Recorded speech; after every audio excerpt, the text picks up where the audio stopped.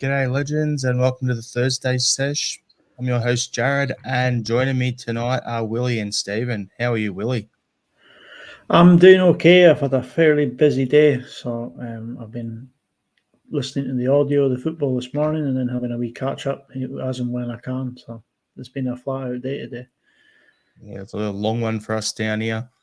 How's your day been, Stephen? Well, not that great, to be honest. I've been spent the whole morning in the fetal position. I was having a good week, being a short week with the bank holiday and all that, but I can't escape that feeling today where someone seems to be following me around, just kicking me in the balls periodically. So I guess that's a feeling we can all identify with. Yeah, it was one of those ones today where I'm like watching the game and like I was just talking to Willie off air, and I'm saying on Monday on the pot noodle, I was saying like, oh yeah, it'll be 1-1 after 60, 70th minute. Palmer will come on, he'll score, and then we'll go on and win 3-1. That was my score for the game. What I said had happened. And Palmer scored. And I'm like, yeah. And then Varane, I'm like, you son of a bitch. and then their one goes in at the end, and I'm just like, Somehow I think my phone may have been thrown or my glasses were thrown. I threw something. I wasn't a happy camper. Wasn't a pleasant way to start the day. And then the day at work was just chaos and dragged. So it's therapy session time. Everyone who's tuning in, let us know your thoughts on the game in the comments. We'll bring some of them up. We've got a lot to talk about, so we'll just get straight into it. So obviously we lost one. We scored one. Lazio scored two. Just going to go through some stats before the game and the starting lineup. Okay, so starting lineup: Joe Hart and goals, Alistair Johnson, Nat Phillips, Liam Scales, Greg Taylor across the back, O'Reilly, McGregor, and Hatade in the midfield, Maeda, Kyogo, and Yang up front. Now, the starting lineup for me, the thing I found weird was Maeda started on the right, Yang started on the left. So I thought Yang would probably be on the right, but they were just doing the old Lenny trick, switch the wingers. So we had that going on. Was that starting lineup when you saw that, Stephen? What was your thoughts on it? Yeah, wasn't expecting to see Yang. I was expecting Palmer to start the game, having finished quite strongly against Motherwell on the weekend. So Yang's had a couple of subpar performances the last few weeks and ended up getting hooked either just at half time or just after. So that I didn't understand why he made the starting lineup, and I also didn't understand why they played. They keep starting Maeda on the right, because I think you get your best output from him on the left. And for what I was led to believe, Yang was more comfortable on the right. So I'm not sure why he switched them. I get the whole thing; you can switch them during the game and cause a bit of confusion in the defence. But I don't know. I'm not really sure what he's trying to achieve there. Yeah, it was one of them where I actually thought it'd either be Palmer or it'd be Forrest. He'd go with a bit of experience. I wasn't expecting Yang to start. So, what was your thoughts, Willie, when you saw the lineup? Yeah, I was like everyone else. I was a little bit dismayed that Yang got the start after his non-performance in Motherwell at the weekend. I mean, I don't know. Watching him this morning, I think his final ball was still waiting international clearance from his move from South Korea, because it just was non-existent last night. Palmer came on at the weekend against Motherwell, and he was pretty good. Got a good goal, so I thought that's enough to see him get the start, but it just didn't make sense to me, that one. Right? Yeah, Palmer's looking more lively out of all our wingers and stuff. Like, you have a look at the lineup and you're like, I think we're waiting on Abada to come back, if that makes anything. If that means anything, Yeah. like, we're missing Abada more and more as time goes on. Like, you got Tilio hasn't debuted yet, so we're still to see him. You've got Forrest. Okay, he's a good backup. You got Yang, who's young and will probably be better for us next season than this season, playing the long game there. And then you've got, the other guys you've got out there, and it's just like Maeda. Probably think he's better would be better as a striker than a winger, all things considered, in this lineup. But saying that, I'll touch on that later on. So, yeah, it's a bit of a doozy, but we've got some some comments here that we'll bring up. So Michael Ross started off with a sickening blow. Andrew Galea watched it after work the Savo. Surely that was offside. Unfortunately not, and we'll talk about that later on. Mahesh, that was hard to take. Lazio lost possession 4 times in the second half in their own half to Celtic's 1, and Celtic ended up being punished with a last-minute winner. That shows the difference between what you can get away with in Scotland and what happens to you in the Champions League. RL77, VAR didn't understand that Maida often has a fresh air swing to fool the opposition. And Andrew Galea has this comment here. The 4-3-3 is turning into a 4-2-4 with Atade on the press. We leave ourselves outnumbered in midfield. We've been doing it all season. And then Andrew also follows up with, I'd leave the wingers on the bench. Some valid points there, everyone. And I'm sure we've got plenty more things we can add in there. But I want to go through some stats for you before we dive into the actual game breakdown. So overall, Celtic had 11 shots to Lazio's 9. We had 4 on target to their 3. We had 56% possession. We had about 130 more passes. Our pass accuracy was 87% to their 83. 10 fouls to their 15. 4 yellow cards to them, 2 for us. 5 offsides for us, 4 to them. And we had 1 more corner. So if you look at that, everything was in our favour. Overall, I thought we were probably the better team. But talking about stats, I'm going to bring this up because I just saw it in one of those red tops being shared around on some Facebook group. I felt dirty clicking on it, but I had to say it because Brendan Rodgers now has a Champions League record as the worst managerial record in Champions League of anyone who has managed at least 20 group stage games in the competition. 2 wins from his 20 games. So out of the 87 coaches to have managed 20 games in the group stage of the competition, he's got the worst record. He's had 2 wins, 5 draws, 13 defeats. So that's across his time at Anfield, at Liverpool, with us, and when he was at Leicester. So I'm not blaming him, but I don't know.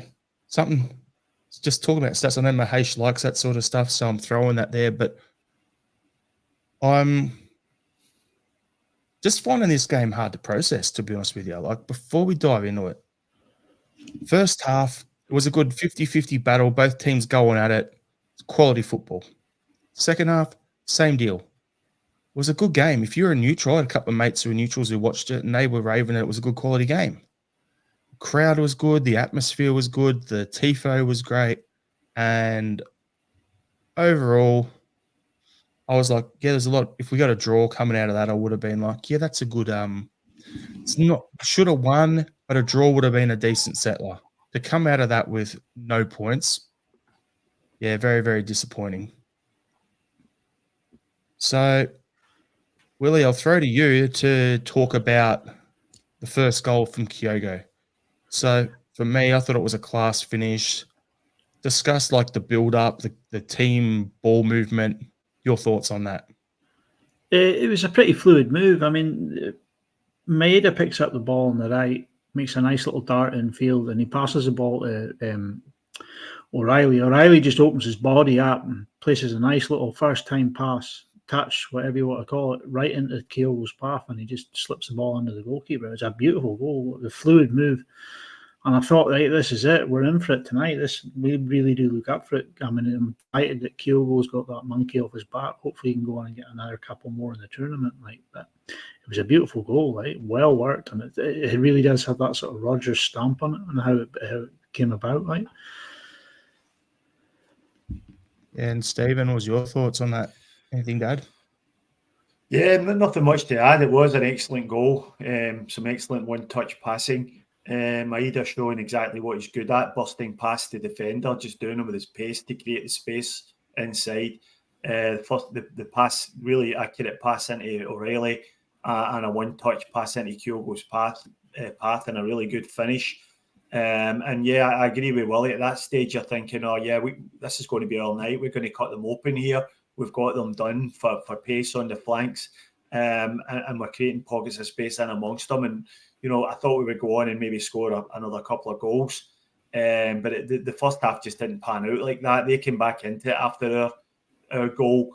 And it was almost as if we kind of retreated into our shell a little bit, started giving the ball away, a lot of poor first touches. We just gave up possession far too easily and invited them back into the game. So momentum just started to slowly swing. We had our moments, but I don't think we ever got a hold of the game after we went ahead. Yeah, 100% there. And I'll let you keep going there, Steve, and we'll talk about the equaliser that they scored. So talk us through that, what went wrong, and then Willie jump in off the back of that. Yeah, well, it's a really, really, really bad goal to lose at that level. You're playing against better teams. You expect occasionally to get undone by a bit of brilliance, but that's just basic defending 101. The ball comes into the box. We don't defend the first ball, it breaks, and then the guy's right in front of Joe Hart and gets a flick on the header. Don't know whether Hart could maybe have reacted a bit quicker. And we're back to the debate again about whether a younger, more agile goalkeeper would have had a quicker reaction time to keep that out. I think that's probably a bit harsh because the guy was literally a couple of metres in front of him. But it was just a really, really poor goal to lose. And you've got to look at the central defenders. You're looking at someone to take ownership of these balls into the box and just put a head on it and get it out. And it was such a disappointing goal to lose. You look at it as well, you're talking about a centre half to go and clear the ball. Now, who was right next to it when it came in? Scales trucks him. Scales trucks the boy. What was it? Vicino? Scales trucks him into the box. The header gets cleared and it's picked up for a second ball. And by that when the second ball's picked up, Scales turns to face that and Vicino just spins off the back of him and finds himself in all sorts of space. And it's just not watching what your man's doing. Another thing was, I don't know why Alistair Johnson, he seemed to be on the outside of the post and not the inside.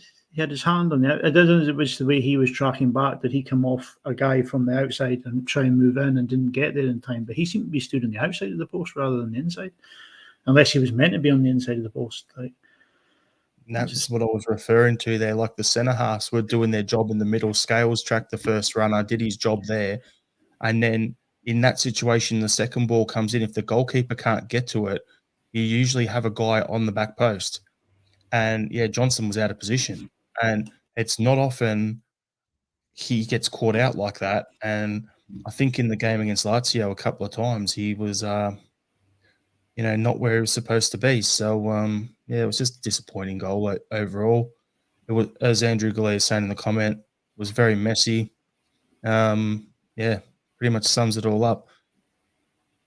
We're going to talk about a couple of key things before we dive in, and we're going to go through every player by player at the end of the game. I'll discuss them for the game and stuff later on. But I want to talk about the Hatate challenge where he got punched in the face and VAR didn't even look at it. Straight red? What do you reckon, Stephen? I mean, yeah, look, it looked like a straight red to me. He definitely knew what he was doing. He had a closed fist and threw the arm out. So, like, I can almost see why the ref thought it was an accident. But it's an Italian team. They're the master of the dark arts, and they know how to do this stuff. They know how to throw an arm out and kind of make it look a little bit accidental when he's trying to leave a mark on someone. But in the VAR age, that should definitely have been picked up.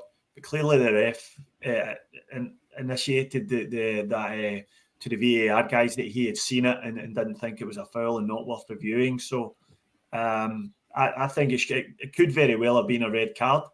But, it's Italian teams and they know how to do this stuff. The frustrating thing is you go back, I think it was last year or the year before, and one of our guys cops a red for an elbow off the ball for lesser contact than that.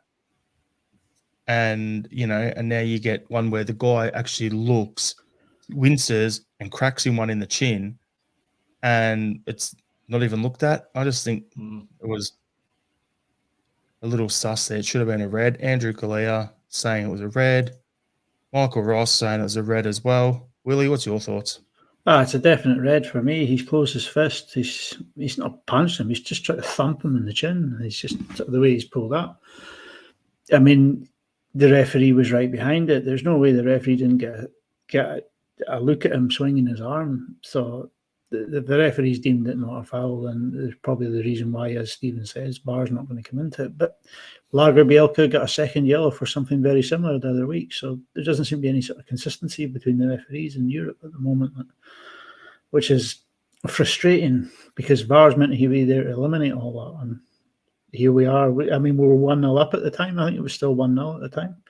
Yep. So if they go down to 10 men, their back door could collapse then, you know what I mean? It's just, it's really frustrating.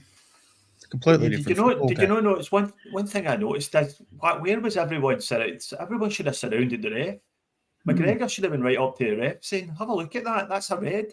But nobody did. It was the game just went on.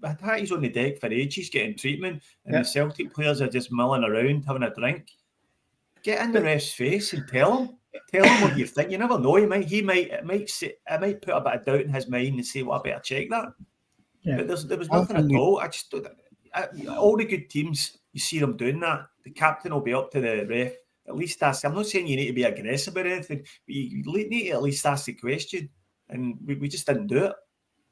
You know, if it was a dark blue player that went down, they would have been all around the referee in an instant. Like, you know what I mean? Oh, absolutely, yeah. Yeah, so we'll get Andrew Galea was ref should have called for a look at that. Mahesh is saying absolutely red. Look at the Lazio player's face; it was deliberate.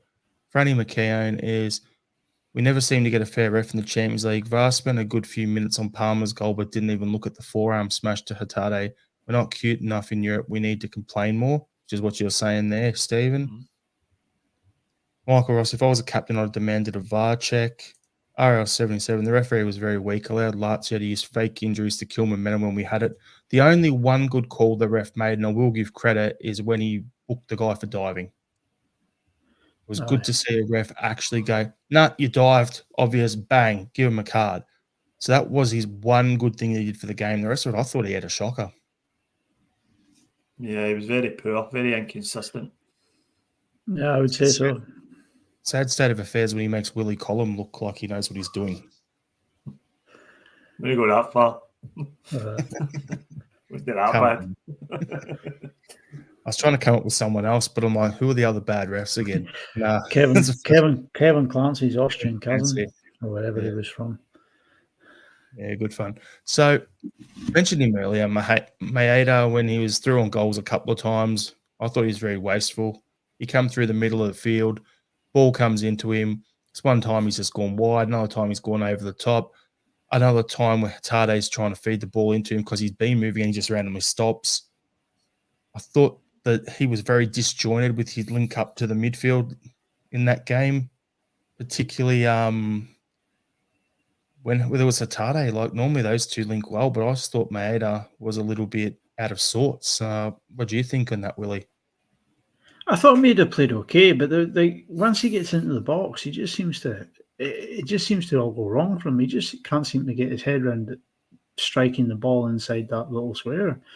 It just any of the play outside the box, I mean, there was a lot of running, there was a lot of defensive work. He worked tirelessly up and down the wing. It was an okay performance, but it's just another average Maeda performance in front of goal. When it's time to actually pull the trigger, it just doesn't seem to work for him. And it's just that one part of his game that's sadly lacking. I mean, the shot he put wide, it went quite well wide, but the ball was going away from goal, and so was he. It was kind of sort of a half-turn sort of hit. And it's a difficult one to take, so you can't really blame him for that. But if he could just screw the net inside the box, he could get a couple of more goals here and there, and it would make all the difference to his game. It's so infuriating at times. Yeah, I'd have to agree with you there, Willie. It's one of them ones I look at and go, as you said, he's on the wing, he's got space, he looks good, but you get him in the box, and we need to get him. If he's not doing extra training on the field after training with Harry Kuehl in particular, who was a winger, who was good at coming into the box and finishing, then it needs to be done, because he really needs to start to improve that area of his game. That's his work rate, his defensive ability. That sort of stuff is what gets you into a top league, what makes you a top player in a top league, whether we're talking about Champions League or we're talking about the top 5 leagues across the board. It's taking your chances, and that's the issue I'm finding with Maeda at the moment. Even in the league, he gets through, and he shanks a good 2 or 3 before he gets one, and I'm starting to get frustrated by it. What are your thoughts, Stephen? Yeah, well, I felt as if last night we got the full Daisen Maeda experience, didn't we? When he's pressing, yeah, when he's pressing, he's an absolute pressing machine. He's so good and he won back possession for us a couple of times with his press, and his energy levels are so high and brilliant. But at the same time, he's got no first touch in and around the box, and he's got no instinctive finish at all. And I've been banging on about this all season. This is why Maeda can't play as a striker, and obviously why Brendan won't play him as a striker. There's a lot of people been talking about him as the backup striker to Kyogo, but that can't happen. And that we've seen that was on full display last night. Why? The chance Willie was talking about, it was difficult for him because it was going away for goal, but it was going away for goal because of his poor first touch. If he'd taken a better first touch, he was 1-on-1 with the goalkeeper, and favourite to score from there. And his touch just let him down and took it away. And you're right, Jared, that's what's holding him back for being an elite level player. And it certainly causes us difficulties because if you've got that on one side, there's a lot more pressure on the winger on the other side to be creative and to provide good output and decent quality into the box. And we just don't have that either since Jota's left. We haven't replaced him properly, and we're not seeing it. And sort of Maeda's deficiencies have just been highlighted. It is something he has to work on, but I'm just not sure that at his stage of his career, a first touch is something you're going to be able to teach him. It might just be something we have to learn to live with. But that's why he'll never be a striker for me. Yeah, we're missing Jota, let's be honest. But unless you got anything to add there, Willie, I'll bring up some comments. No, I just sort of echo what you're saying, that we are sadly lacking that creative output on the other side of the park to complement sort of Maeda's press. You know what I mean? You look at it, teams will try and attack us down one side, and they're going to realise they're going to run into Alistair Johnson. They're going to get no change, and they switch it to the left. They have the ability to go from one wing to the other. But we just don't have that creativity. We have one side that will press the life out of you, and another side that just has no final out ball at the moment. Like when you're playing players like Young or James Forrest, I'm hoping Palmer might come on a bit of a game on the other side, but I think he seems to favour the left as well, by the look of it. Like, so it's going to be difficult if you've not got like the balance on both wings when you've got the right and the left both firing on all cylinders. Yep, 100%. So you touched on Taylor there. So Martin K, Taylor weak link on left, targeted all night. I wouldn't say weak link, but that's something Lazio were doing. They came in down the left a lot, over the top, and also I was chatting in our group chat with Sean, who watched the B team game against Lazio, and they did the exact same thing, targeted our left back there. So tying that into Maeda, when he started on the right and you got Yang on the left in front of Taylor, they were getting at us. I thought Taylor played his best when Maeda was back over on the left because he was doing the defensive work to help him out. But yeah, as we're saying, he needs to do more on the offensive side of the ball because he's that good defensively that we can't take him out of the team. Maeda, I'm talking about here, because we become a worse team if he's not playing defensively. But at the same time, attack-wise, he needs to improve. And like Stephen Ray saying, everything good Lazio did came via our left-hand side. Taylor is a target for a reason. He's not at this level. Maybe sounds harsh, but it's a reality. I think it's because he's small as well. Then I'm just going to dig through here. So Tom Mack is Maeda should have scored 2 goals last night. RL77 was he should have fed Kyogo, who was coming through. Love it saying so many fans slagging off Yang, yet Maeda really poor for me. The chances he misses in games are unbelievable. Both those things can be true, though. Yang was poor, and I'm starting to have real doubts about that boy, whether he's going to be up to the task of playing for us. He seems to have some ability to get past the player, but he's got nothing after that. His decision making and his crossing 9 times out of 10 hits the first defender, or else he comes inside and just runs into traffic and loses the ball. I've lost count of the amount of times he's been doing that. So Maeda was poor in that he had a couple of chances and missed. But what Maeda brings to the team, as I said before, is an elite level pressing. And Yang doesn't do that. He's not helping Taylor defensively either when he's over there. And Taylor did get exposed. What's been said in the comments is absolutely correct. They went for this big diagonal ball right over Taylor's head. They done it 3 or 4 times, and every time the guy got controlled it straight away and was attacking Taylor 1v1. And Taylor just was never in the correct position to deal with that. So I do agree with what the guy said in the comments there. He's just not at this level, Taylor, in positioning. His passing was off, and I thought he had a pretty poor game. Yep. Anthony Beattie, as we should have started the game with Palmer. He was fantastic when he came on. Andrew Galea is, we have to accept Maeda as he is. Without his eccentricity, he'd be playing in the EPL. I just got tongue-tied. Brilliant. And Lovett agrees with what you said. Correct, that Maeda's first touch lets you down. So we're going to, it's one other comment I was going to bring up actually. So just another quick thing on Taylor. He seems to invert himself when he shouldn't, and it infuriates me. The amount of times, like you were saying, that long diagonal ball was going over the top, and you're like, right, where's Taylor? He's cut inside again. You know what I mean? It's just like, you're a left back. That is your first position where you should be at all, looking after it. Majority of the game is in that position, and the amount of times he just steps himself into the inside of the pitch, there's nobody there covering that left back position, and that's when teams just switch that big long raking ball over the top, and it's really beginning to grate on me a little bit with him. Scary part on that, Willie, is who was covering for him, because he was that far out of position, inverting into the middle of the park. The ball would go over the top. Who was covering a lot of the time? It was Liam Scales.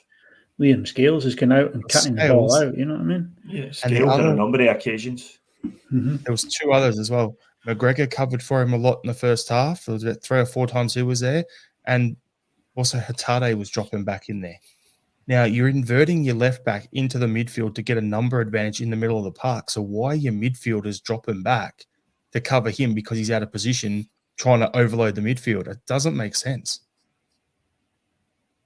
But anyway, we'll get this comment from Stephen Ray. Celtic looked far more dangerous and in control when Palmer and Bernardo came on. Yang is all frills, no knickers, and Hatate looks like he's struggling at this level. What are your thoughts on that, Willie? Hatate did look a bit out of sorts. I mean, he did seem to get beyond did seem to get beyond a few times, and made some really nice runs. But once he got the ball at his feet, he was sloppy in possession, and his final passing was wayward a lot of the game. And there's a few times you're like, right, we're going to get a nice move on the go here, and then Hatate puts the ball to nobody in the middle of nowhere, and you're just like, what was that all about? Right? And is he out of his depth at this level, or is he just not? He's not switched his head's just not been switched on since he came back to full fitness and started playing this season. He's just not the same player he was last year, and it's another one that's starting to infuriate me too, like, because he is capable of so much more, and he's just not showing it right now. I think the point with Hatate is his form. It's a form slump. It's what it's in, and it stretches all the way back into last season. It's not. This isn't a new season thing. He was poor at the end of last season. I think I made the point. I made the point, I think, last week was that, we were talking about his renewal, his contract renewal. And I think, the problem with Hatate is the difference between his best game and his worst game is just too big. When he's good, he's excellent. But when he's poor, he's like a man down. And that was one of those nights last night. To be honest with you, he hasn't had a good performance this season. And he needs to be benched. We can't keep picking him if he's going to turn on performances like that, because we just can't afford at that level to be carrying a passenger. and you're like a man down in midfield when he's just losing the ball time and time again. And when you lose the ball in a Champions League match, it's very difficult to get it back, and it can swing momentum for like a 10, 15-minute spell before you can get a grip in the game again. And things like that are just crucial at this level. And that's like one of the sort of small margins that people talk about that just go against us. We get ourselves into good positions, and then one loose pass and it's gone. So we've got Patrick McLaughlin saying, I'd play Bernardo on Saturday and sub Hatate. And Michael Ross is saying Hatate needs dropped. So if we were to drop him, who would you want to bring in? Bernardo? For me, I'd want to see Awada get a game in the midfield. That's who I would want to bring in. I've liked the look of him when he's actually played in the midfield, and I think it might give us a bit more steel in there. What are your thoughts, Willie? It's something that I wouldn't be averse to, is putting Nawata in at the number 6 and push Callum McGregor forward one night. It might be something a bit that would work, but I would also like to see a bit more of Bernardo, because I thought it was a fleeting cameo he had, but I thought he looked all right when he gets the ball. So I would like to see him getting a bit more game time, like, definitely, for sure. But I don't think I wouldn't be liking to get David Turnbull back in there. I think we've seen that we've seen that already, and it's not really the answer. Hatate got his place back off Turnbull, but it's showing that he's not capable of putting the performances he did last year. So we need something different. Right? If we stick to the 4-3-3, yeah, it'd be Awada. Bernardo looks good, though. I'd love to see him get a run. But the question is, do we stick with 4-3-3, or because we're getting overrun in the midfield, do we go back to the old school 4-4-2 and just get a partnership up front, get an extra person in the middle of the park, but then that sacrifices the wingers, and we've got a lot of them. So what do you think, Stephen? Yeah, I don't think we'll be going for any radical structural changes at the moment, but he's got 3 choices. If he drops Hatate, you've got either Home, you've got Iwata, and you've got Paulo Bernardo in there. And to be honest with you, I would go with any one of those 3. I think all 3 of them, you would get a better output than what you're getting off Hatate just now. And just put one of those guys in there. I did like the look of Bernardo in his cameo. I was a bit concerned about him because he wasn't even on the bench against Motherwell. So I don't know what was going on there. But he did look good, and he seemed to solidify the midfield a bit when he came on. So I wouldn't be averse to giving him 90 minutes on Saturday against Kilmarnock, but they've got to take Hatate out of the team though, because he's just not contributing. He was awful against Motherwell as well, and we can't afford it in a midfield like that. We can't afford to carry a passenger. I mean, this really goes to the point that we should have signed a number 10, a very good number 10 over the summer during the transfer window, and we have the money to do it, and we're paying the penalty now. Goalkeeper and a number 10. There you go. And a left back. There you go. That's the shopping list. Everyone's in agreement. It was a shopping list at the end of last season too, from the end of the season. Like, what is our priority when we go into the transfer window this time round? Yeah, there's the team. And another striker. We desperately need another striker. Desperate. Yeah. I'm with you on talk that, about right? Mr. O later on. Yeah, we'll get there. All right, so second half, did we dominate the second half without creating much? What do you think, Stephen? Yeah, I think we had good control of the game. We had a lot more possession than Lazio, but I don't think we did enough to work their goalkeeper. In fact, outside of the offside goal that Palma scored, I don't really remember their keeper having that much to do. So we had a lot of possession in front of them, but they were clearly quite happy to sit in. And I think by that time they would have settled for a draw at that point. But we just didn't have the final ball. We didn't have the killer pass. We didn't have enough wingers getting to the byline and putting good deliveries into the box. And it just all broke down far too easily when we got around in and around the area. And that was a huge frustration for me. But we definitely did control the game, that's for sure. But without really, I just don't think we did enough to win. And Willie? Yeah, just sort of echo what Stephen says. We did control the game. It's much like the Motherwell game. There was a lot of decent play, but nothing really sort of to progress the ball into the final third. It was just passed around, kind of passed to death at times. But like I say, we controlled that second half. definitely. But we were the makers of our own downfall. Like, we just, individual errors cost us, and it's really infuriating that we just, for all that possession and all that passing around, we couldn't make it count, and that's just really grating on me at the minute. Like. We've got stat from Mahesh here. So Celtic 56% in the second half for a 0.51 XG, barely enough for half a goal, let alone one. So I look at that, and with what I saw and the way we just held the ball and just held possession, I think it was like Brendan Rodgers was saying, okay, let's play pass the parcel, and we just left the music on. We didn't bother to stop it, open up a parcel, try and have a shot, nothing like that. It was just I don't know, a lot of possession for very little production.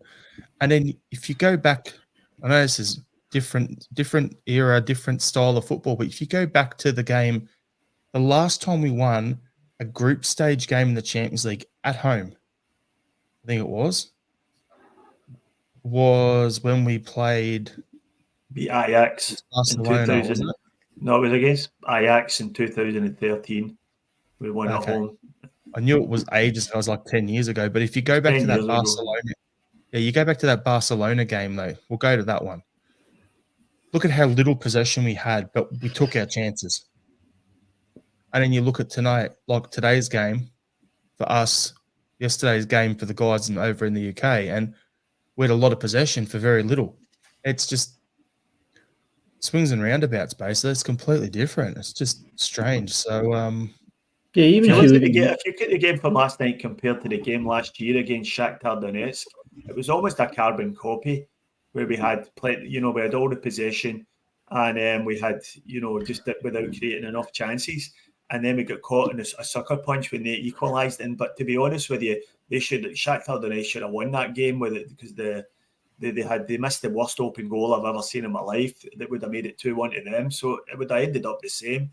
So the point that I'm trying to make is we're not learning, we're not getting better, we're just doing the same thing over and over again. There's certain aspects of the game are different, and I don't really necessarily agree that it was possession for possession's sake. I think we were trying to do things with it, but we just didn't have the quality. The quality is just not there in the team. The passing into the strikers is just a little bit off. The first touch when we get into the box is just a little bit off, and the wingers are not getting to the byline. So that's it there, and we just don't have the quality of player in key positions to turn these fine margins in our favour. We talk about fine margins, but the fine margins are for every team in the Champions League. It's all about fine margins, but other teams are able to turn those fine margins in their favour, but we're not. They all go against us, and we've got to stop with this hard luck story that we're just unlucky. We're not unlucky, we just don't have the quality of player. And there's no reason that we can't buy that quality of player, but we just haven't. We're expecting players bought for cheap transfer fees with a view to developing them, but they're not Champions League level players just now, and we're being found out. Michael Ross, it's the same mistakes playing projects and rookies, as he's saying there. And Michael's also said another £2.5 million loss last night. Hope the board are watching. And I was going to make another comment, but Mickey summed it up here. Willie is a pussy magnet. He's hiding his cat under the desk. She wants to come and sit in my lap. I feel like a Bond villain or something sitting there giving it. No, like, she's trying to nudge the cameras and all that. Like. Come on, Willie. It's like He-Man, Well. There's all sorts of jokes we can make just now, but she's off the couch. She's in the half. She's not getting any attention. It's after the watershed here, actually. Like. All right. A bunch of jokes, but we'll probably get demonetized. So we'll let it go through. All right. So we've got a couple other things to touch on from the game. High boots on O'Reilly and Carter Vickers. Should these have been bookings? What are your thoughts, Stephen? Yeah, again, could easily have been bookings. I think, I would say they were clear yellow cards. Both of them were reckless, and both of them were dangerous, and both of them basically injured the player in question. You could see the mark on Carter Vickers' face when he came off second best of that one, and I don't really understand why that wasn't a booking. But again, you know, as we mentioned earlier, the ref was pretty inconsistent all night. And I don't know. You obviously, the refs are different in Europe. They referee to a different standard. They're more used to sort of the type of dark arts that go on in the game that the Italians are just great at. And you know, I don't understand why they weren't yellow cards, but you know, that's just European football. And Willie, what are your thoughts? They should both been carded. I think the O'Reilly one, they didn't even stop play, did they? They just sort of carried on. Like, O'Reilly sort of jumps away, looking at watching the guys in size 9s flash past his eyes, and the referee just lets it go. It just doesn't make sense to me. Yep, I'd have to agree. It should have been cards. There you go. Mickey's saying Carter Vickers has an excuse for his last-minute concussion. Yeah, I don't think that's the case. I think that's a bit of a stretch. I assume he's joking. Yeah, I'm assuming too. And then we got Palmer's goal. VAR got involved, ruled it offside. I think that this is the sort of thing where I hate VAR, right? It didn't change the offside being there. The ball changed its direction. It was spinning slightly.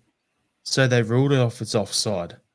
But if there was no VAR, that's the old sort of goals that you wouldn't even question. You would have been like, yep, that's a goal. Cool, get on with it.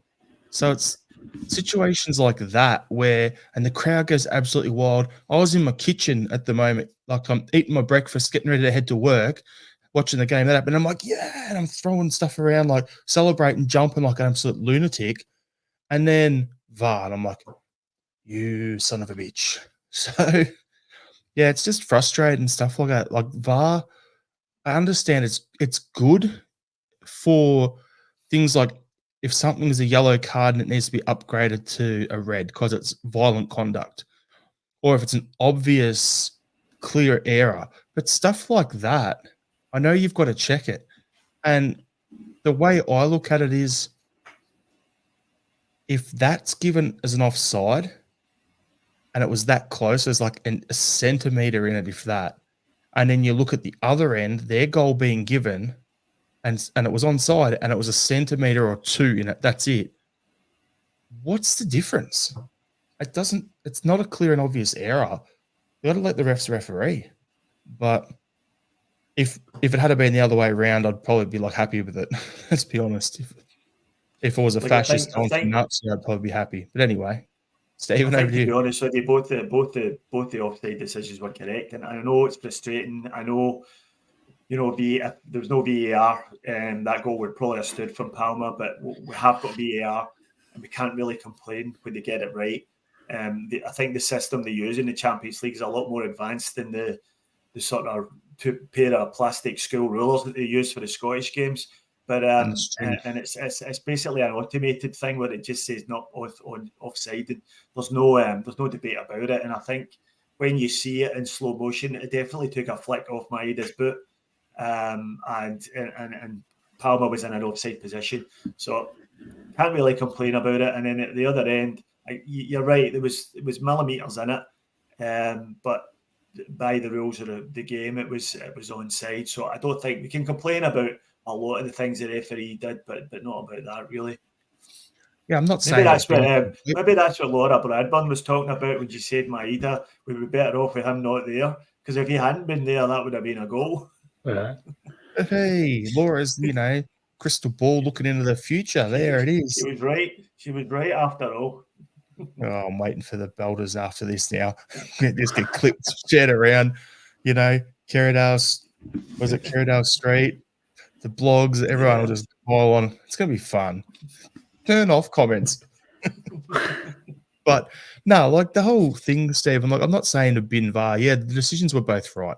Look, it is what it is. But it's one of them ones where I'm like, grew up watching the game, and where I fell in love with it was the passion and those things. And as I was saying, it's not like the millimeters and centimeters being involved in that were clear and obvious. It wasn't like there was someone sliding in on a tackle and had their studs up, and did they clip that guy's shin or did they miss? So it's one of those sort of ones where I get it, they were both right, the right decisions, but it's frustrating. Willie, anything to add?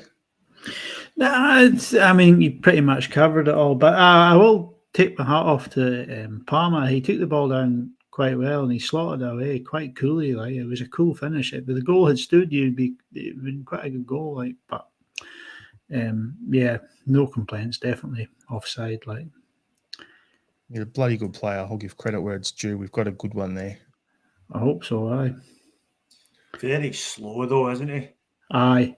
He's kind of like, he reminds me of Elianusi a bit. He just lacks that little bit of pace, but he's got all the skill to go with it. Like, he runs as if he's injured.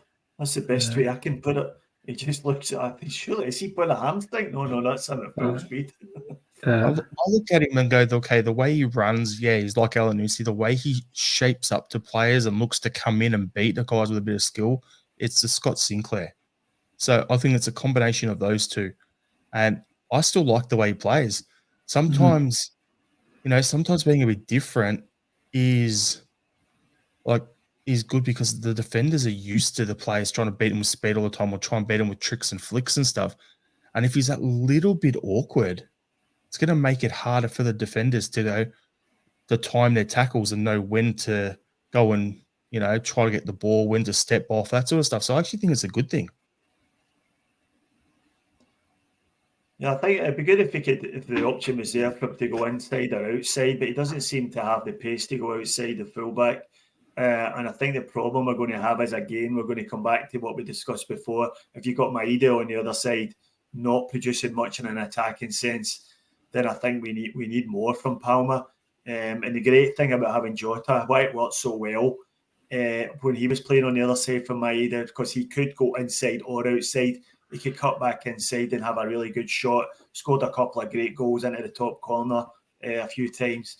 And he could go outside and do the guy with a bit of skill and pace and get to the byline and get a good delivery over. So, I don't know. I think I think he did okay, Palmer. He took his goal well, and I'm looking forward to seeing what he can do. But I think the jury's still out a little bit for me, because I can't believe you can play football all through academies and all through junior teams, and somebody's not going to say, sorry, you're too slow to be a winger. Because for me, you have to have pace to be a winger, and he just doesn't have it. Fair call. Okay, so let's go through each individual player, and we'll give them a rating out of 10, right, on what we thought they were. So what we'll do is we'll just go through as a group and we'll just rattle them off. So Joe Hart, how do you think he went? Get a sentence on him each, and then how you'd rate him out of 10 for performance. So for me, I thought he was solid without being great. I'd give him probably a 6 or a 7. Willie? Yeah, 6. Did what was needed to be done. Quiet sort of night for him. No chance of either of the goals, I don't think. So 6. Stephen? Yeah, I would give him a 5 out of 10. I think he could. I think there's a question mark about whether he could have reacted quicker to the goal. I'll just leave it there. Okay. Alistair Johnson. For me, I thought he was decent without being at his great stuff, so I'll give him a 6. Willie? Sorry, I was reading one of the comments. Who is it we were going on there? Sorry? Johnson. Johnson. Yeah. I gave him a 7. I thought he was solid and dependable as ever, like, up and down the park. He almost scored from the Tati's free kick and the rebound. To think they quickly just say that Lazio got no change out of him, so Carter started moving their play over to the left and picking on Taylor. So yeah, 7 for me. I took one off him because of his positioning on the back post for their first goal. That was why it was a 6 for me. Stephen, what's yours? Yeah, I would go 6 as well. I don't think he had one of his better games. He did have his moments, but I think he was fortunate to escape a booking, and he needs to learn to stay on his feet. He could have been booked early on, and he'd have been a bit of trouble for the rest of the game. And I thought he was out of position on a number of occasions, especially in the first half.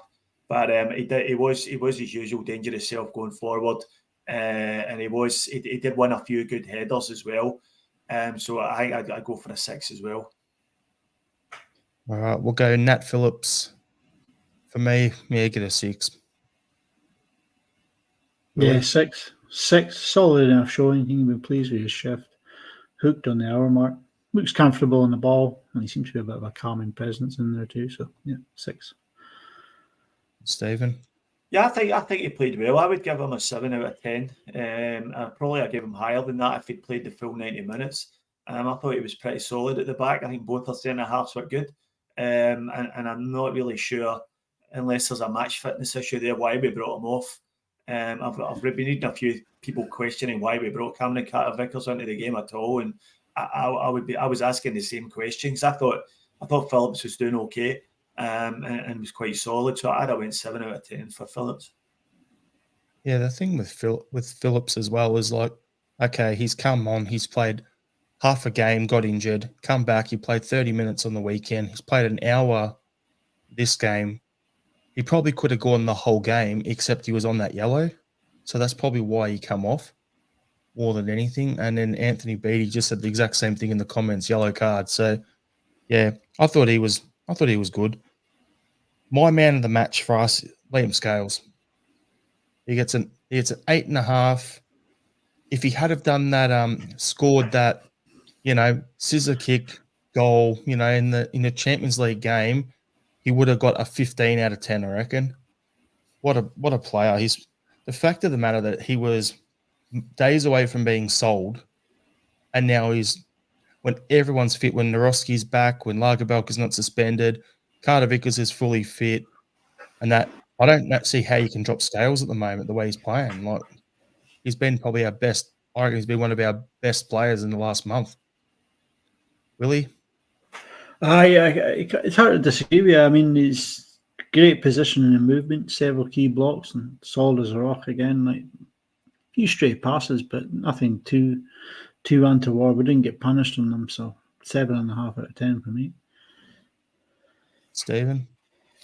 Yeah, he was my man of the match as well. I gave him 8 out of 10. And as well, he said if he'd have scored probably a 9 out of 10 if he hadn't misplaced a couple of those passes. I think he was almost flawless in the way he dealt with anything that came his way, and he covered for Taylor, getting caught out of position on a number of occasions. He got over there to block out danger, and he just looks as if he's getting better every week. I think we've got a player on our hands there, which is one of the sort of most pleasing things to the start of this season. Him establishing himself in our back line is give me Chris Iyer vibes. The way he just was at the club for a bit, went on loan, come back, and then he's just suddenly got his chance and he's just established himself. That's the sort of vibes he's given me. And the thing with Scales that I'm noticing is, okay, he's got that turn of pace, so he's able to cover for Taylor out at left back. But the difference of having an actual left-footed centre-back playing on the left side, where the ball would come in, and last year it'd be Starfelt, touch, right foot kick. And suddenly you got Scales coming in and just ball comes, bang, 1 foot pass, and it keeps going. I'm really impressed by that. And I think it balances our backline a bit better. I think it speaks volumes for Scales that the conversation around Saturday's game will be who's playing with Scales rather than any other combination. It'll be either Phillips or Carter-Vickers with Scales. I think his name's first in the team sheet at the moment. Yep. It'd be McGregor and Scales and O'Reilly and Kyogo. That'd be the first 4 names on your team sheet. The other thing is Nawrocki, he's back middle of this month, is it? Middle of this month, start in November. So there's another player that's going to be in the mix that's going to be sort of wanting in there because that's his position. So it's good to see him. It's good to see the competition there. Like, you know what I mean? It's need. Yep. 100%. Greg Taylor, we've spoken about him earlier, so let's just give him a score for the game. For me, he gets a 5. Yeah, 5. I'd go less than that, to be honest. Yeah, I'd give him a 3 out of 10.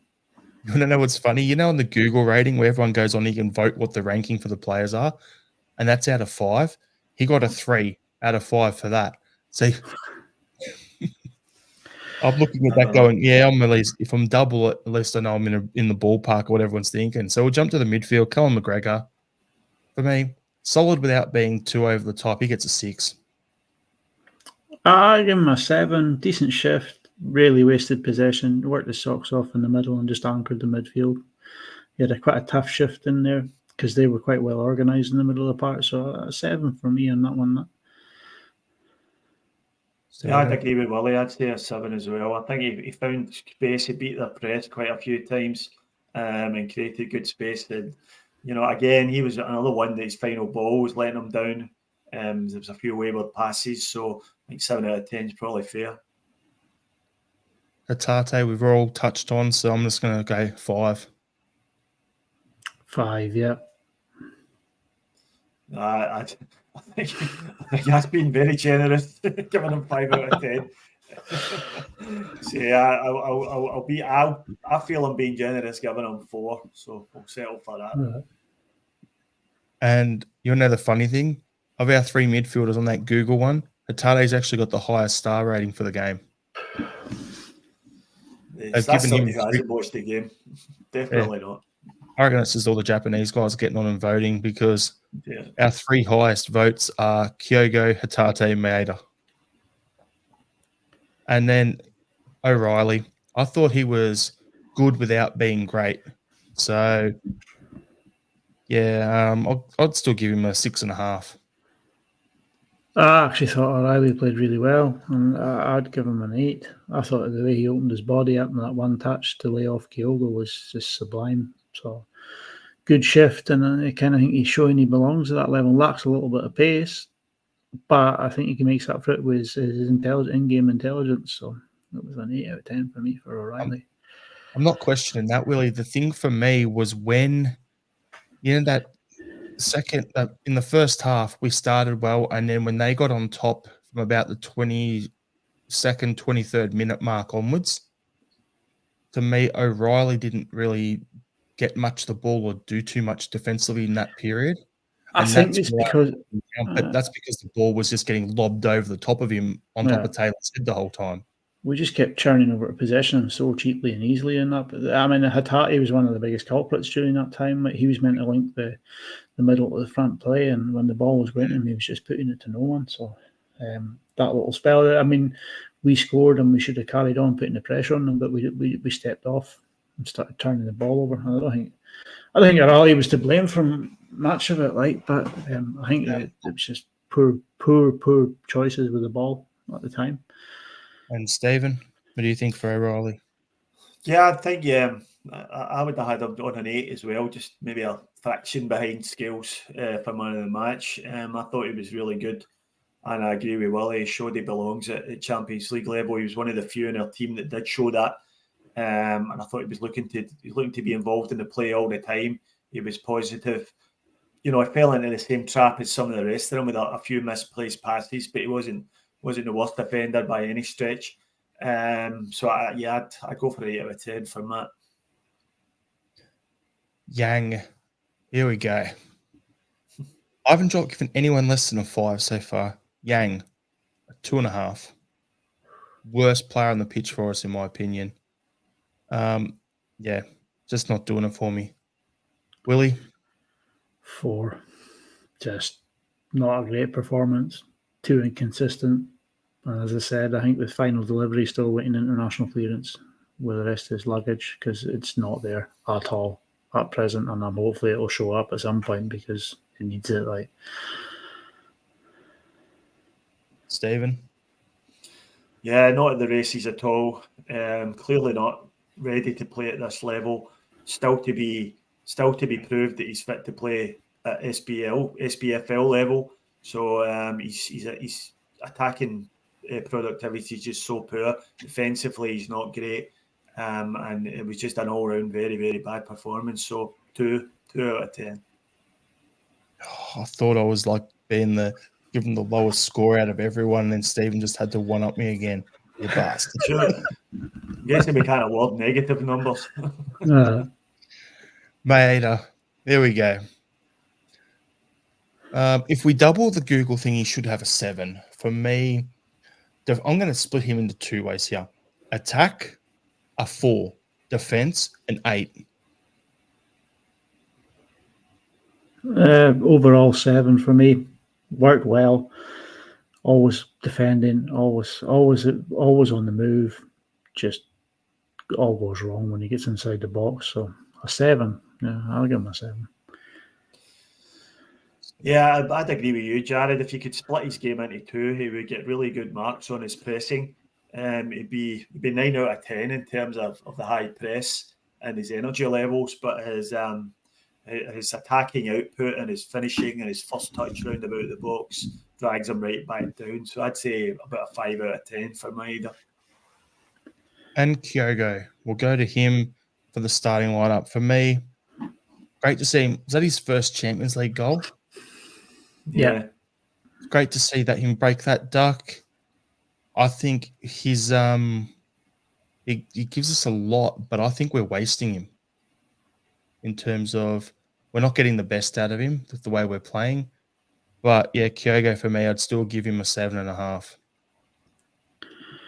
Yeah, I'll agree with you there. 7.5. He's got the monkey off his back. The Champions League level low, constantly moving, giving centre halves a nightmare, trying to track where his movement's going to be and what position where he's going to pop up and that. Like, but as you say, Jared, he's not getting the service, and if he's not going to get the service, he's not going to get the goals.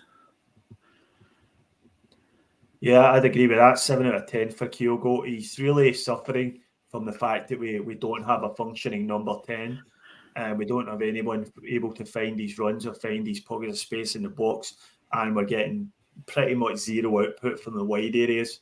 Try to find them with pullbacks from the byline, which is a really good aspect of his game. So you can still see he's a quality player, and another one who looks right at home at that level.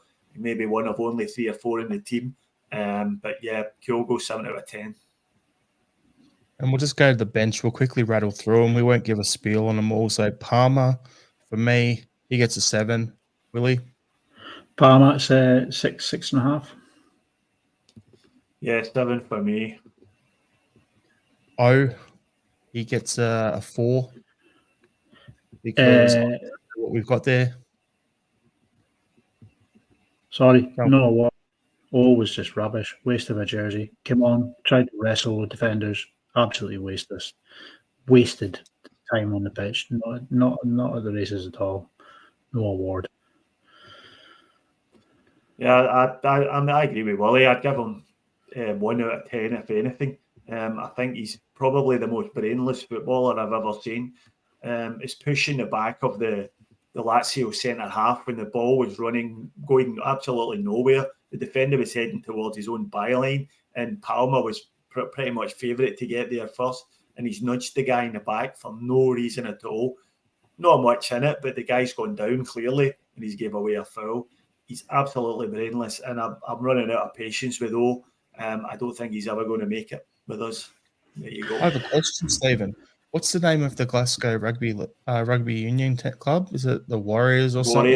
Glasgow Warriors, yeah. That's where he should be at the moment. He shouldn't be out of paradise. He just seems like he wants to wrestle and just tackle everyone. Yeah, he seems to have took this thing to his head that he's a physical centre forward, and he seems to go looking for contact rather than looking for space.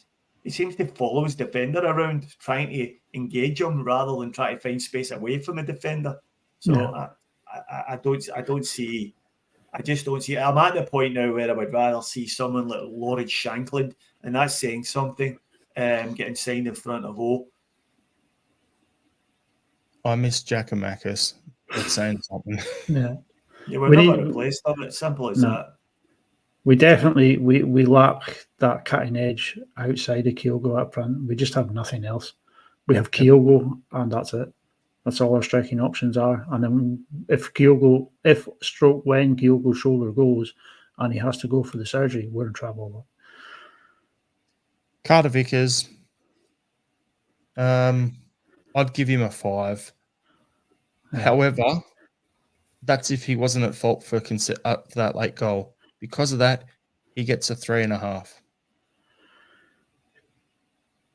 He gets a 5 from me, and 10% of all that goodwill that he's built up over the last 2 seasons is used up to get there. Right, I'll turn a blind eye to that one for this one occasion. His goodwill balance. Okay, cool. Stephen. Yeah, I give him a 5. I think. I think we did look solid when he came on. I think he looked okay. He didn't get many things wrong until that that incident when he's just got to get that ball out from under his feet and get it away. It's just indecision. He's lost the ball. Our defensive shapes all over the place because he's lost the ball, and we're in big trouble from that point on. So yeah, 5 out of 10. But you just can't get away with those sort of errors. He's just got to take that one on the chin. That's the big thing for us in this Champions League level. Like, we make that mistakes, we get punished. Other teams make that mistakes. We can't capitalise on it, and it costs us every time. Bernardo, I'll give him a 6.5, maybe a 7. Willie?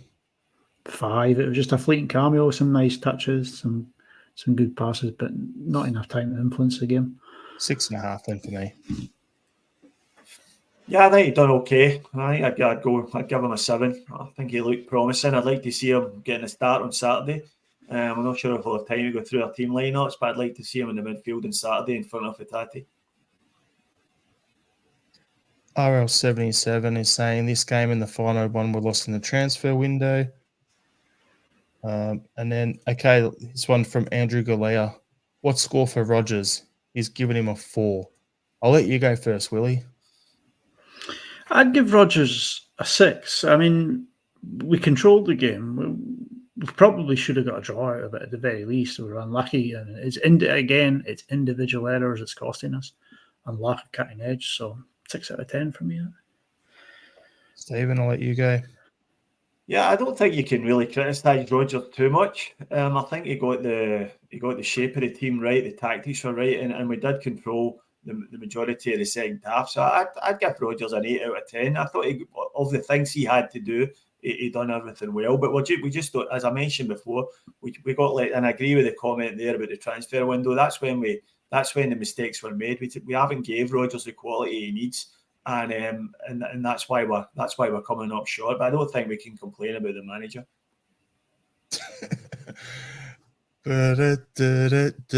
4. I am Stephen saying we can't blame him or whatever, and I'm not blaming him. However, we're told, and everything from last time is Rodgers is a great in-game manager at making subs and influencing a game. We've seen that in the league. We have never seen that from him in Europe. I'll go back. We said it from him once, the Man City away game. That's pretty much it. I think we should have done a lot better. I think some of these subs, like we were talking earlier, Philip should have stayed on. Why did Carter Vickers have to come on? Yeah, I know there was a yellow card, but we were settled. Then there was other subs like Hatate. Why did he stay on so long? Maeda, why did he stay on so long? We could have put on other guys earlier. Why is O'Reilly always taking the corners and free kicks when you signed a guy like Palmer who's supposed to be this weapon at free kicks and corners? There's a whole bunch of what ifs, buts, and maybes, and I'm not specifically blaming him, but everything falls at his feet. So as much as the players made the mistakes, the referees made mistakes, the coaches have to make mistakes too, have made mistakes and have to take some ownership on it as well. So that's why I'm only giving him a 4. I don't want him gone, but at the same time, I have to hold him accountable. Whole coaching staff. We're surely not talking about sacking the manager, Jared. Come on. Hey, I never wanted him in the first place. 7 games into the season. I'm not saying to sack him. I'm just, as I said, I'm like, we've got to take ownership. That's not good enough. You look at the Rangers game, you look at the Motherwell game, you look at the Feyenoord away game, and you look at the game last night. There was nothing wrong with the setup, and there was nothing wrong with the tactics. We don't have the quality of player in key positions, and things that individual errors are costing us. And I think it's extraordinarily harsh for people to be pointing the finger at Rodgers. I wasn't a fan of Rodgers coming back either, but I have to admit he is getting the decisions right. He is making the right calls, and he's picking the right players, and he is showing why he's highly rated. Why he's sort of that's a ridiculous comment. That's a ridiculous comment for Robert Gibson there. Go and give yourself an uppercut, mate. That's just joke material. Like what I said isn't, as I'm saying, I'm not saying to sack him. I'm just saying if we're going to be pointing the finger at players, if we're going to be pointing the finger at the referee, there's got to be ownership on the setup and what we've gone into it and the team selection with guys out of form and that. I get it. It's going to improve. And I'm not saying that Rodgers is the fault for everything. Rodgers isn't the reason Carter Vickers lost that ball. He's not the reason O'Reilly missed a free kick or misplaced a few corners. He's not the reason Hatade was misplaced in passes.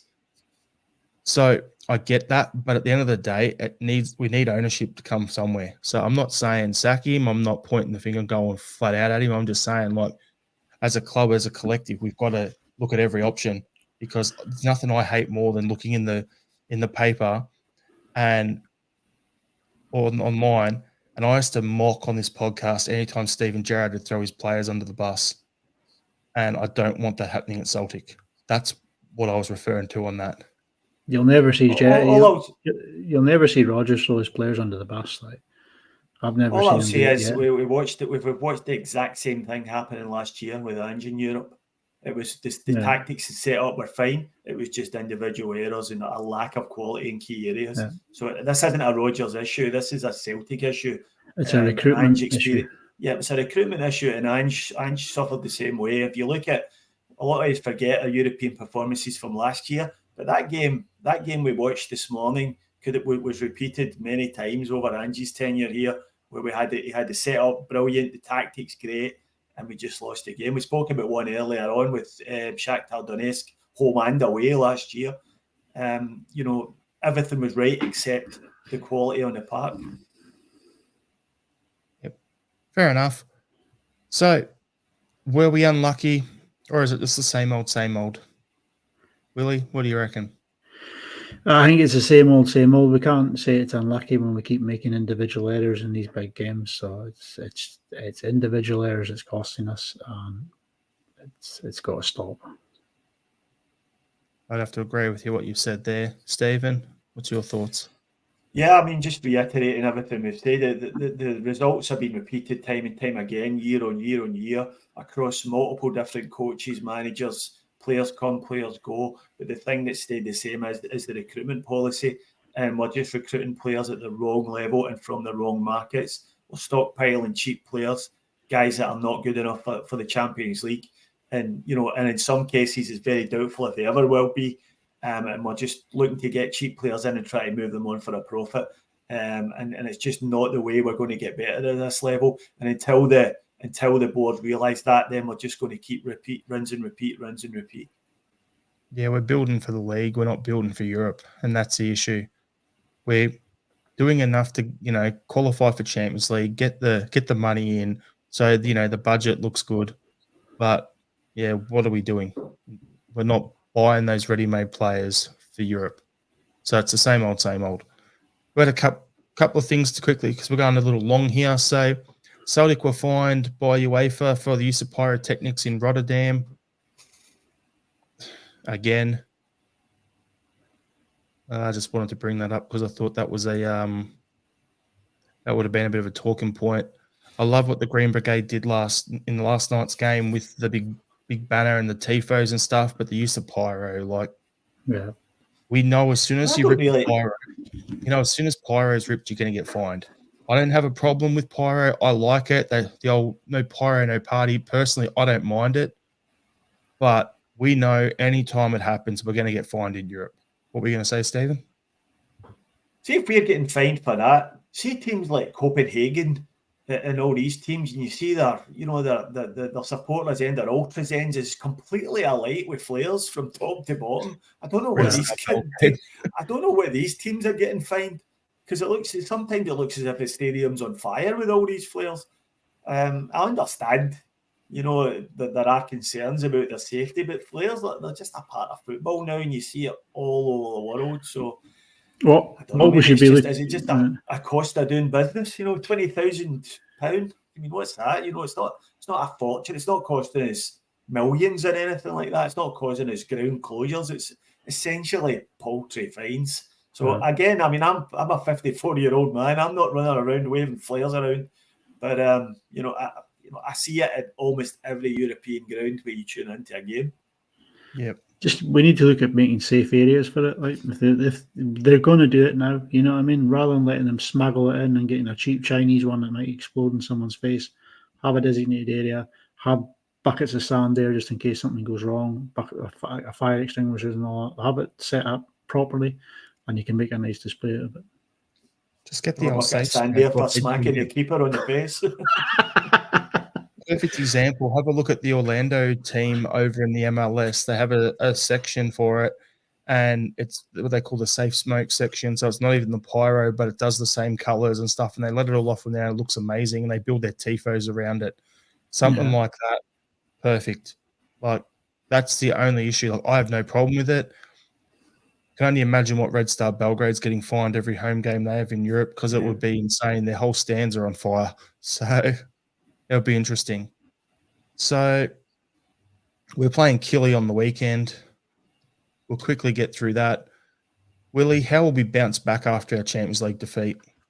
I think we'll bounce back with a comfortable win over Kilmarnock.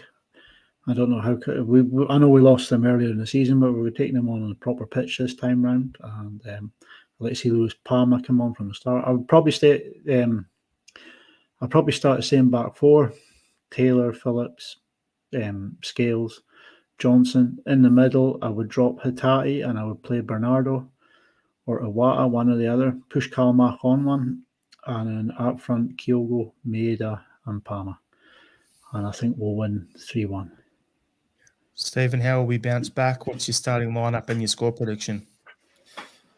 Yeah, I think we'll win quite comfortably. I noticed Kilmarnock haven't won a game since they beat us.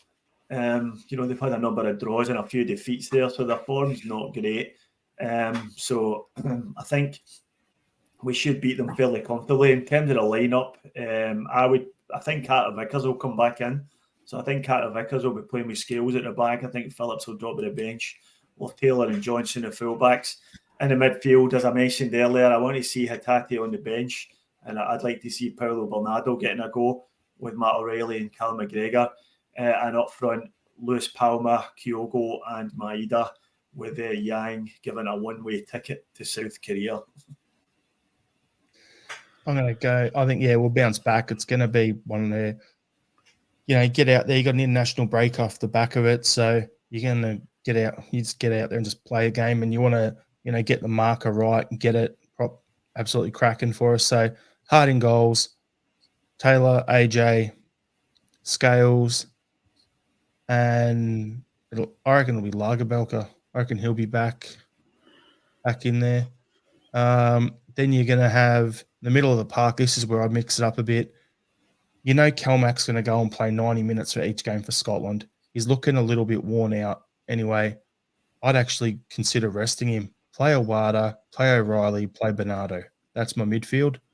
And then up front, you have Kyogo, you have Maeda, and I'd probably put Palmer in there. But I'd love to see Tilio off the bench if he's fit enough to come on, even to give us a 15, 20-minute burst. Let's get him out there, make his club debut at Celtic Park. Like, it's time. If he's fit enough and he's training, which he is, get him out there. Score prediction, I think we're going to win 4-0.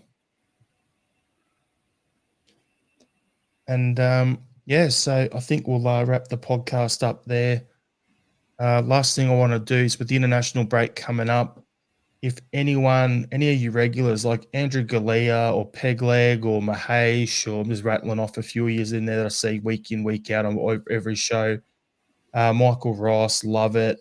Any of you guys, RL77, any of you want to get on and record a Tim Talk podcast with me over the international break, send me a DM, send me a message on Twitter or X or whatever it's called, at Celtic Down. Also, you send me an email, admin@celticdownunder.com. Send through an email. I want to try to get you guys involved in the show. So I'd love to learn a bit more about you as a Celtic fan. So if anyone's listening to the podcast, to the YouTube channel, or any of the regulars in the comments, and you want to get on and do an episode with me during the international break, send me a message. Let's get it done. It'd be great to get to know you and, get your story as a Celtic fan out there too. So we'll go to our final thoughts to finish the pod. Willie, what's your final thought, mate? My final thought is to our dear old friend Mickey Beale. You came to Scotland with that big dick energy running your mouth, and collectively we've pulled your pants down and exposed a half-inch Punisher. See you later, mate.